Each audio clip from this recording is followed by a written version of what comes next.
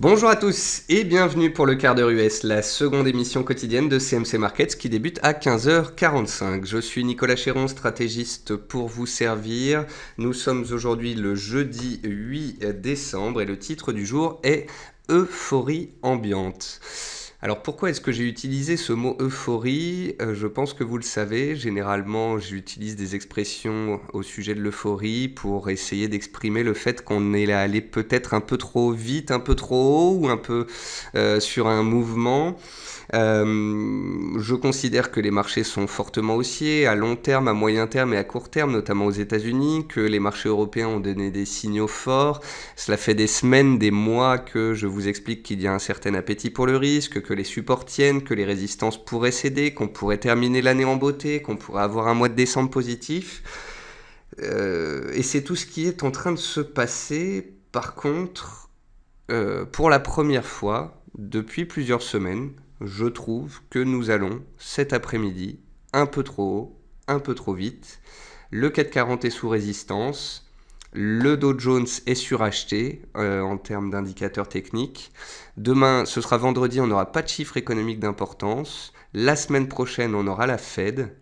Je me demande donc si à un moment donné, les investisseurs ne vont pas opter pour une latéralisation, voire des prises de bénéfices sur ces marchés qui sont particulièrement tendus en termes d'indicateurs techniques et de surachat.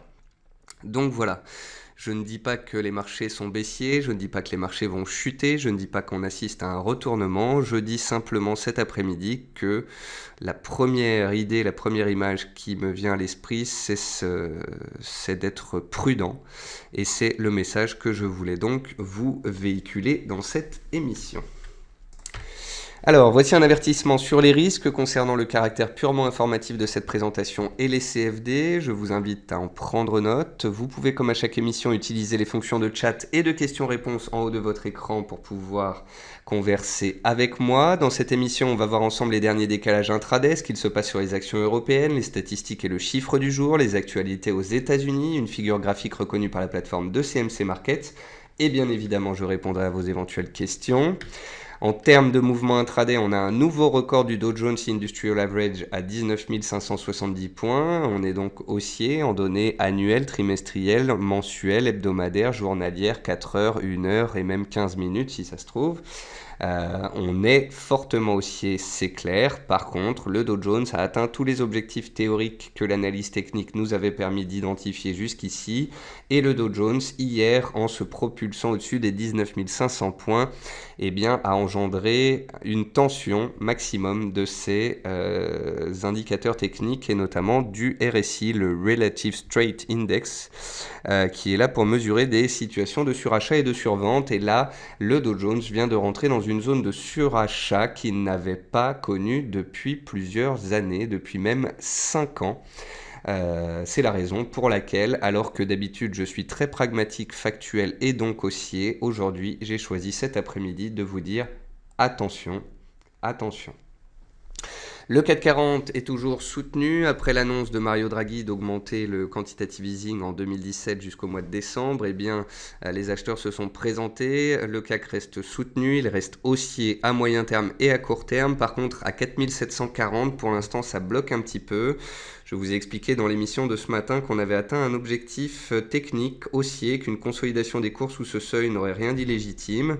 Les marchés nous ont donné l'impression de faire un petit point bas après la BCE, de repartir à la hausse et de casser les plus hauts.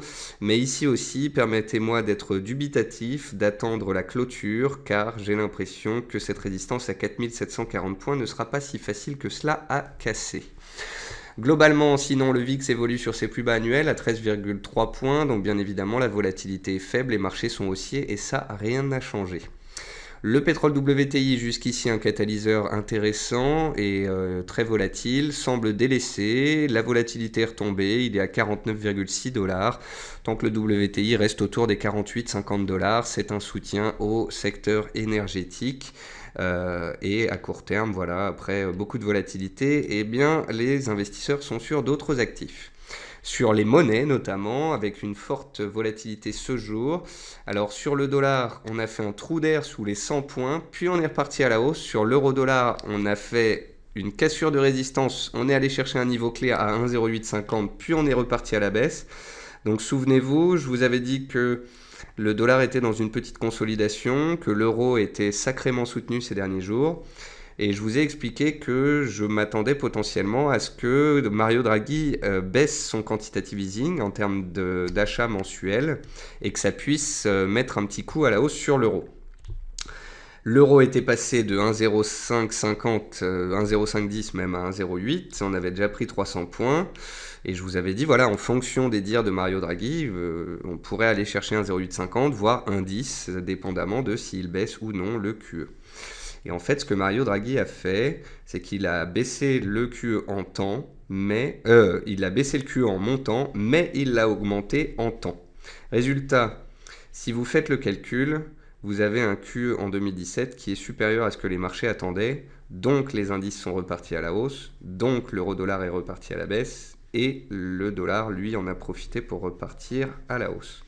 Néanmoins, permettez-moi quand même d'émettre le fait que même si les indices sont soutenus et sont repartis à la hausse, ils pourraient faire rapidement face à des zones de résistance. Quant à l'euro qui est nettement reparti à la baisse, il a déjà beaucoup baissé, il est revenu vers les 1,06, 1,0650 et cette zone-là pourrait faire support. Entendez qu'à court terme, plus qu'une hausse ou une baisse de l'euro, moi ce que j'attends c'est une stabilisation des marchés, que ce soit sur les indices ou les monnaies, en attendant la Fed la semaine prochaine. Côté meilleure et moins bonne performance de l'Eurostoxx, c'est très simple, il y a un seul titre qui baisse vraiment en Allemagne, c'est RWE. Sinon, on a très peu de baisses ou des faibles baisses, et dans les hausses, on retrouve de la bancaire des pays périphériques de la zone euro, c'est-à-dire Espagne et Italie, qui font une semaine haussière magnifique. Pourquoi est-ce que les bancaires montent? Eh bien, les taux montent, les bancaires montent, leur marge pourrait augmenter. Et donc, voilà, tout se passe bien dans le meilleur des mondes pour l'instant. Côté statistique, le programme de la BCE a donc été allongé en temps jusque décembre 2017, avec 60 milliards par mois à partir d'avril 2017. Et puis, on a eu les inscriptions au chômage US en ligne à 258 000. Création d'emplois ou inscription au chômage. Inscription au chômage. Le chiffre du jour c'est 540. 540 c'est le nombre de milliards que la BCE a promis de déverser en plus sur les marchés en 2017. Donc c'est la résultante de 9 mois de QE, c'est-à-dire d'avril à décembre, fois 60 milliards par mois. Voilà, donc on aura avril, mai, juin, juillet, août, septembre, octobre, novembre, décembre. Ouais, c'est bien ça, 9 mois à 60 milliards par mois. Côté entreprise, Sears Holding affiche une baisse de 12,5% de son chiffre d'affaires trimestriel et devrait être sous pression aujourd'hui. United States Steel, qui s'est envolé ces derniers jours, qu'on avait déjà regardé, envisage de réembaucher 10 000 salariés aux États-Unis et continue de grimper. Costco Wholesale bat le consensus sur son troisième trimestre. Et puis, on a Lululemon Athletica qui bondit de 15% avant bourse après ses résultats. Et enfin, Fitbit qui a été abaissé par Deutsche Bank et qui devrait donc être sous pression. Dans les meilleures et les moins bonnes performances d'hier, vous pouvez voir Western Digital, Micron Technology, de la technologique. Dans les baisses, c'est Noble Corporation et Haven Products. C'est des valeurs qu'on avait déjà vues en hausse. En fait, on corrige les hausses précédentes. Quant à Universal Health Service, ça fait partie des titres pharmaceutiques qui ont pâti de l'annonce de Donald Trump de voir les médicaments baisser. Et puis pour finir, une figure graphique, c'est un biseau ascendant sur la bancaire Wells Fargo aux États-Unis en données journalières. Wells Fargo est en train aujourd'hui d'ouvrir sur le haut d'un biseau et de tenter de s'en extraire par le haut, ce qui est généralement extrêmement rare. D'ici la fin de la séance, deux solutions. Soit on tient au-dessus du biseau et on accélère vers les 60 $, soit au contraire on réintègre ce biseau avec des risques de consolidation par la suite, sachant que les titres bancaires comme Wells Fargo ont quand même gagné pratiquement plus de 30% depuis l'élection de Donald Trump. Donc c'est quand même énorme, 25% on va dire. Donc voilà, on va passer au graphique. Alors, j'ai Damien qui me dit « Bonjour Nicolas, il y a une hausse de 20% du 10 ans allemand à 0,40. Une hausse de 8% du 10 ans français à 0,80. Quel est l'impact sur les marchés actions? Est-ce de nouveau des flux sur les marchés actions en provenance de l'obligataire? Merci d'avance. » Oui, Damien, plus les perspectives d'inflation montent, plus les taux grimpent en zone euro, plus les investisseurs sortent du marché obligataire, plus ils rentrent parallèlement sur le marché action. Après, attention avec vos pourcentages, parce que une hausse de 20% du 10 ans allemand, c'est pas dur, hein, il est à 0,40. Même si le 10 ans allemand passait de 0,40 à 0,80, on pourrait dire que c'est une hausse de 100%, mais ça resterait qu'une hausse de 0,40. Donc il faut aussi remettre les pourcentages dans leur contexte. Ensuite, on arrive sur les indices et mon message, c'est prudence. Prudence parce que le DAX a accéléré, qu'il a touché 11 200 points très vite et j'avais vraiment l'impression que c'était des stops qui sautaient, puisque vous voyez, on a eu une accélération très puissante, puis ensuite on s'est stabilisé. Donc sur le DAX, ça ressemble à un excès haussier intraday. Sur le CAC 40, on est sous les 4740 points, la résistance atteinte hier, sous laquelle on pouvait éventuellement consolider, c'est ce que je vous disais ce matin.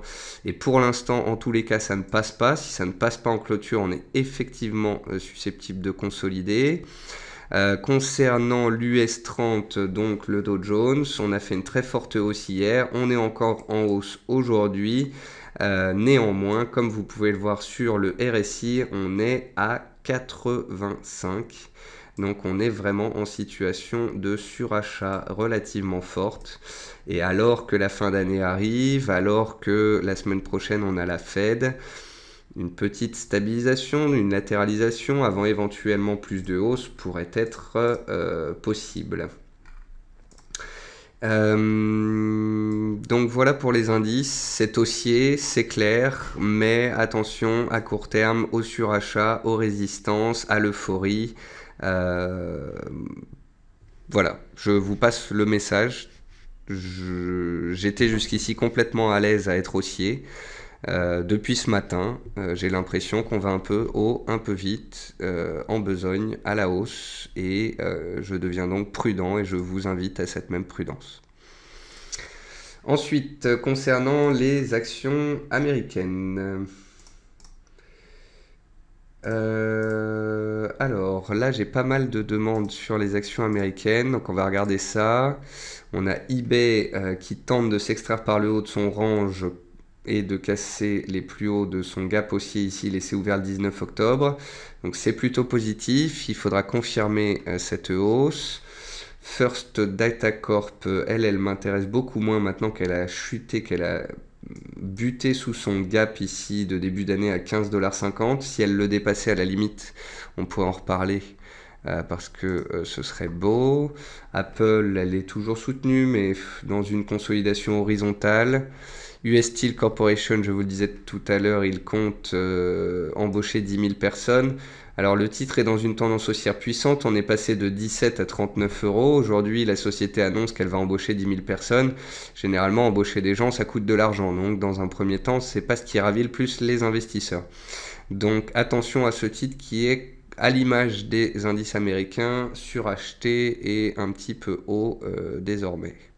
Attention au chandelier du jour, si on clôturait avec un chandelier baissier, un avalement baissier, une étoile filante, que sais-je, plus de baisse pourrait intervenir. Alors, il y a l'un d'entre vous qui m'a demandé beaucoup d'actions. Je ne sais pas s'il est là. Sur Twitter, on m'a demandé de regarder IBM, Illumina, Mattel, Medallion, Intel, Johnson & Johnson, Philips Service et Starbucks. C'est Frédéric qui m'a demandé ça et il est là, c'est parfait. Alors IBM, la première, bah écoutez, vous connaissez mon avis, hein. Elle a cassé son oblique de résistance baissière, donc c'est un bon point. Elle est passée de baissière à neutre. Hier, on a fait une magnifique séance et là, on est sur le fil du rasoir. Si IBM venait enfin à dépasser les 165 $, on passerait à moyen terme d'une tendance neutre à une tendance haussière. La tendance est déjà haussière en données journalières. Et par contre, si on échoue sous les 165 $, on reste sous des risques baissiers. Ensuite, qu'est-ce qu'on a d'autre? On a Illumina. Donc Illumina, que vous dire de plus qu'elle a cassé son support hier et que depuis qu'elle a cassé son support, eh bien, je ne peux rien vous dire de plus. C'est un titre qui était en tendance haussière, donc 2010, 11, 12, 13, 14. 2014, 2015, c'était encore haussier, mais le jouet a été cassé fin 2015. Depuis, on est dans un grand range. On a cassé le support des 127 $. Tant qu'on est sous les 127, 128 $, c'est baissier et les vendeurs ont la main. Ensuite, Johnson & Johnson, c'est pareil, c'est baissier, les vendeurs ont la main, on tente de se stabiliser, mais pour l'instant, rien à dire. Alors que les indices explosent, cette valeur baisse. Autant dire que si les indices consolidaient, elle en aurait du mal. Pour l'instant, c'est baissier. Et en l'absence de chandelier de retournement, les vendeurs gardent la main. Ensuite, est-ce que j'ai Mattel? Oui, j'ai Mattel, elle est ici. Donc Mattel, elle tente de s'accrocher à un range. C'est un range entre 28,80 et 34,70. On s'est fait une frayeur, on a failli casser le range par le bas et on ne l'a pas cassé. Donc un bon point ici pour les acheteurs sur Mattel. Mattel, elle est baissière sur 3 mois, elle est baissière en données journalières, mais elle vient de donner un coup d'arrêt à sa baisse et elle tente de tenir son support. Tant que le support des 28,80 tiendra, les espoirs haussiers de court terme pourraient se matérialiser. Si on passe bel et bien une fois pour toutes sous les 28,80, alors il peut y avoir de nouveau des décalages. Alors après, vous m'avez demandé de regarder Medallion. On va regarder ça, on va la mettre dans la liste. Comme ça, je pourrais la regarder une autre fois. Medallion Financial. Alors, je ne sais pas où vous trouvez ces titres-là, mais là, on a affaire à un titre qui est extrêmement spéculatif car volatile. C'est une tendance baissière. C'est une tendance baissière mensuelle, hebdomadaire. En données journalières, c'est un peu plus neutre. On a une oblique de résistance qui passe potentiellement par les plus hauts récents et qui pourrait bloquer ici dans la zone des 3,80. En plus, la zone des 3,80, c'est les anciens plus bas du mois de septembre. Donc voilà, pour l'instant, je vois un titre baissier en tendance baissière qui, tant qu'il ne casse pas la zone des 3,80, 3,90 $, pourrait continuer de baisser. Donc en gros, on a assisté à un rebond technique de court terme. Si on n'arrive pas à aller plus haut, on repartira à la baisse en direction des plus bas, voire de nouveaux records. Si et seulement si on casse les 3,80, 85 là, la borne, donc l'oblique qui passe par tous les plus hauts des 2 derniers mois et la zone de résistance horizontale datant du mois de septembre, là on aurait peut-être quelque chose à se mettre sous là-dedans. Ensuite, vous me demandez de regarder PHLX Oil.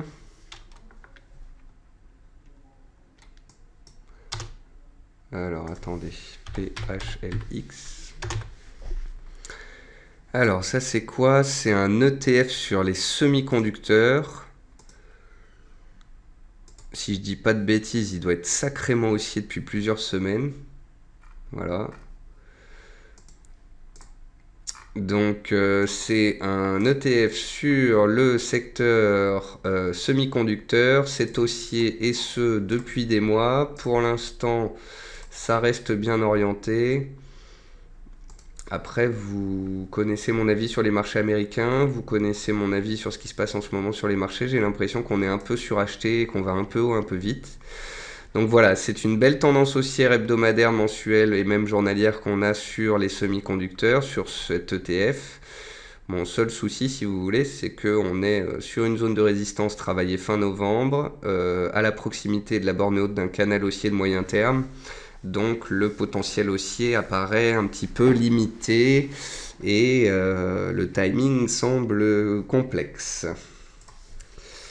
Et puis enfin Starbucks, que je n'ai pas regardé depuis bien longtemps. Je vois même pas à quoi pourrait ressembler le graphique. Est-ce que je l'écris bien? Oui. Alors je vais relancer mon... Je brusque un petit peu trop ma plateforme. Starbucks, voilà. Hop là.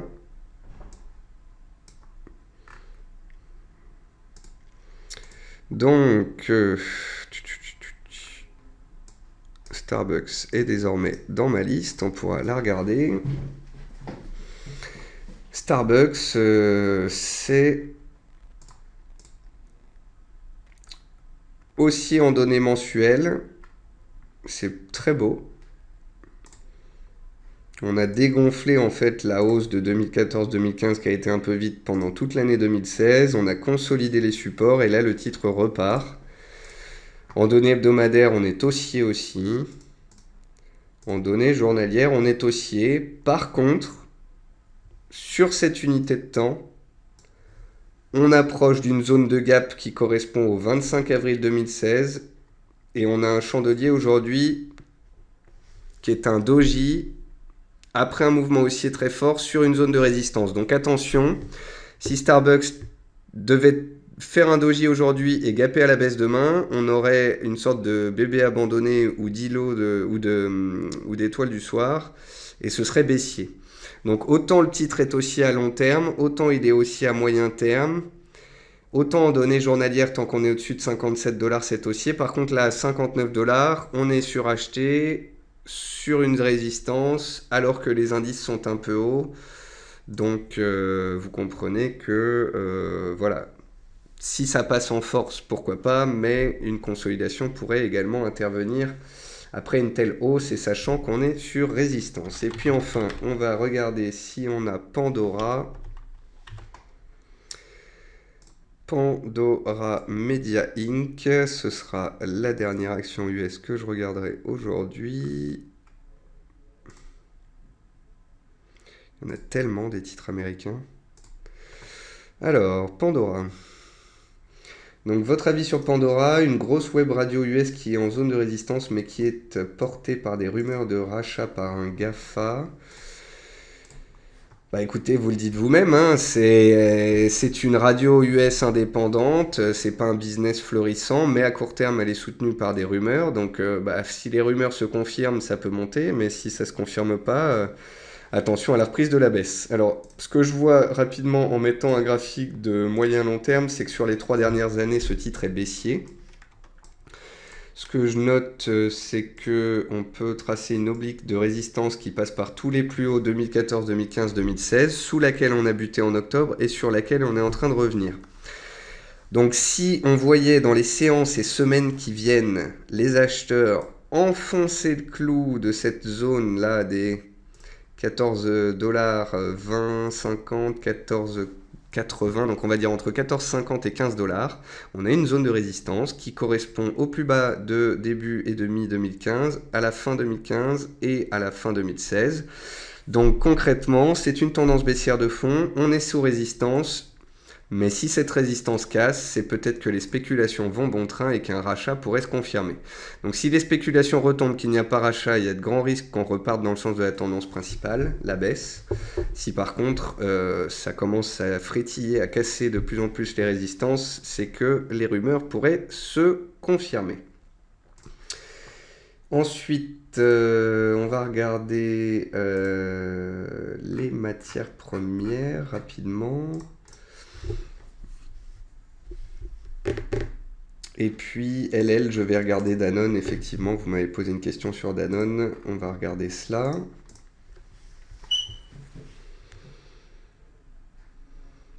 Alors sur les matières premières, on a le gaz naturel qui continue de grimper dans son canal haussier. Et pour l'instant, ça reste soutenu. On a à 16h30 les stocks qui décideront de si les cours restent haussiers ou pas. Le sucre, il a réagi sur support avant-hier et il est stable, mais franchement, c'est ni haussier ni baissier. Le pétrole est toujours soutenu dans la zone des 50 $ et il consolide gentiment sa hausse récente. L'or et l'argent sont sous pression baissière puisque le dollar a repris sa hausse. Le blé est soutenu ce jour, mais pour donner un signal haussier, il faudrait casser 390 cents en attendant, c'est neutre. Le jus d'orange semble confirmer ce que je vous disais, c'est qu'on a un hypothétique double top, un double échec sous les plus hauts annuels et historiques. Donc attention si on vient à casser l'oblique qui passe par tous les plus bas ici depuis 2 semaines, ce serait un signal de retournement. Le riz, suite au signal haussier, pour l'instant, ça tient bien. Tant qu'on est au-dessus des 9,70, ça tient bien. Sous les 9,70, ça changerait la donne. Et puis concernant les monnaies, on va finir quand même avec ça rapidement. Comme ça, je vous montre l'euro et le dollar.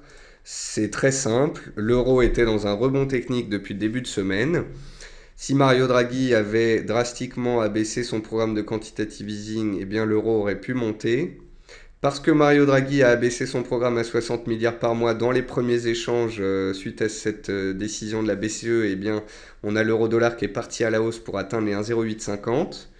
Mais ce que nous a appris Mario Draghi par la suite, c'est qu'il pourrait continuer le QE en temps, en montant, et si ça n'allait pas mieux en zone euro, il pourrait continuer d'en faire. Donc ça a fait pression sur l'euro, et l'euro, après avoir décalé à la hausse et touché une résistance, est reparti. Donc j'avais bien identifié le piège de début de semaine et les risques haussiers avant-hier et hier. On a bel et bien eu une cassure des 1,08. On a bien eu un tapering, enfin un abaissement des achats mensuels. On a bien eu une hausse pour toucher une résistance, mais ça s'est fait très vite. Et par la suite, les vendeurs ont repris la main puisque Mario Draghi a laissé entendre que le QE continuerait et que même si ça n'allait pas bien en zone euro, il reviendrait à 80 milliards par mois. Qui dit reprise du dollar, qui dit baisse de l'euro, dit reprise du dollar. Le dollar était sur support. Depuis le début de la semaine, je vous disais que j'étais dubitatif sur le fait qu'on tienne les 100 points et qu'on reparte aussi facilement. Je vous ai dit que je m'attendais à une baisse des cours potentiellement vers 99. Eh bien, on s'est arrêté à 99,50. On s'est donc arrêté en cours de chemin pour faire un trou d'air sur support et repartir à la hausse. Ça montre bien que, en théorie, on n'ira pas chercher le support que j'attendais ici. On aura fait un point bas là. Et tant que le support des 100 points tiendra, les acheteurs ont la main et la tendance de fond reste haussière. Donc peut-être qu'on va assister à une stabilisation du dollar dans les séances à venir. Je ne dis pas qu'il ne peut pas baisser. Je dis simplement qu'à moyen terme, la tendance haussière a été une nouvelle fois protégée. Alors, Youyou, est-ce que tu pourrais regarder Air France, s'il te plaît? On va regarder ça tout de suite. Frédéric me demande l'avoine. Alors, Frédéric, faut me le demander quand je suis dans les matières premières ou au début d'émission. On va regarder ça, on a le temps. Je suis là pour vous. Alors, pour répondre, d'abord sur Danone ALL. Hop. Danone. Danone, c'était un titre délaissé qui était dans un biseau baissier, qui était dans un petit triangle de court terme. On avait vu hier ou avant-hier qu'elle était en mauvaise posture. Par contre, là, eh bien, elle réagit. Donc c'est marrant, cette rotation sectorielle. Vous voyez, quand les indices sont un peu plus calmes, comme aujourd'hui sur le CAC, eh bien, on assiste à une remontée des défensives. Donc il me semble que j'avais identifié un triangle de la sorte. On avait vu que si les cours sortaient par le bas, il y avait des risques baissiers. C'était un triangle qui avait été vu par l'outil de détection de figure chartiste de la plateforme. Par contre, si j'avais regardé directement sur mon graphique hebdomadaire, qu'on a déjà vu ensemble plusieurs fois, j'aurais bien vu qu'en dessous, on avait du gros support à 57, 57, 50. Donc Danone, à long terme, c'est haussier. À moyen terme, on vient de réagir sur un support. À court terme, c'est neutre. Et pour pouvoir passer de neutre à haussier à court terme, il faudra casser les plus hauts récents, les 60,40 €. Auquel cas, on aura bel et bien un double creux, une cassure de support et donc une reprise en main des acheteurs. Pour l'instant, on a des prémices de retournement. C'est positif sur support, moyen terme, mais les acheteurs n'ont pas pris la main pour autant. Il faudra casser le précédent plus haut pour valider un retournement effectif. Et on va finir avec l'avoine pour Frédéric. Alors Frédéric, je ne sais pas si vous tradez souvent l'avoine, mais l'avoine c'est très volatile, alors j'espère que vous vous en sortez dessus. Vous voyez, l'avoine, ça a été une forte baisse au mois d'août, ensuite on avait vu ce triangle, les cours étaient partis à la hausse. Puis une fois qu'ils avaient atteint 210, j'avais dit, mais attendez, c'est une hausse stratosphérique, on va très haut très vite. On avait même eu encore une hausse supplémentaire, mais par la suite, tout comme le blé et le maïs, c'était retombé. Et puis on a repris un petit peu de hauteur sur le maïs et le blé en début de cette semaine, mais pour l'instant c'est extrêmement difficile comme configuration, Frédéric. En fait, si je peux me permettre, aller sur ce type de configuration, c'est se mettre face à des difficultés. La tendance est baissière à long terme. La tendance est neutre à moyen terme. La tendance est haussière à court terme. En gros, il n'y a pas une seule unité de temps qui vous dit la même chose. La tendance de long terme dit qu'on peut baisser plus, la tendance de moyen terme dit qu'on est dans un range, qu'on y reste, et la tendance de court terme, elle montre qu'il y a des acheteurs, mais qu'on ne passe pas les 211. En gros, pour être totalement franc avec vous, qu'est-ce que me dit l'analyse technique? Elle me dit, va voir ailleurs. Si je peux me permettre. Voilà. Et puis pour répondre à Flavio qui dit ArcelorMittal a été multiplié par 4 en 2016, effectivement, j'ai été très positif sur les matériaux de base et notamment sur le titre Eramet, qui est le cousin de ArcelorMittal. Eramet est passé de 15 à 65 et hier ou aujourd'hui, dans mon émission du jour, j'ai dit pour la première fois depuis des mois que je passais désormais beaucoup plus prudent, attentiste sur des titres comme Eramet et ArcelorMittal. Parce que le Père Noël a beau être gentil, faut savoir encaisser parfois. Eramet a gagné 350% en l'espace de 10 mois. Elle est sur une zone de résistance majeure. Et si le CAC fait une pause, elle pourrait très bien, elle aussi, en faire une. Voilà. Sur ce, j'espère avoir été clair dans cette émission. Je suis toujours fondamentalement et techniquement aussi à moyen terme, mais à court terme, je suis neutre et prudent. Car des consolidations pourraient, selon moi, intervenir avant la Fed de la semaine prochaine.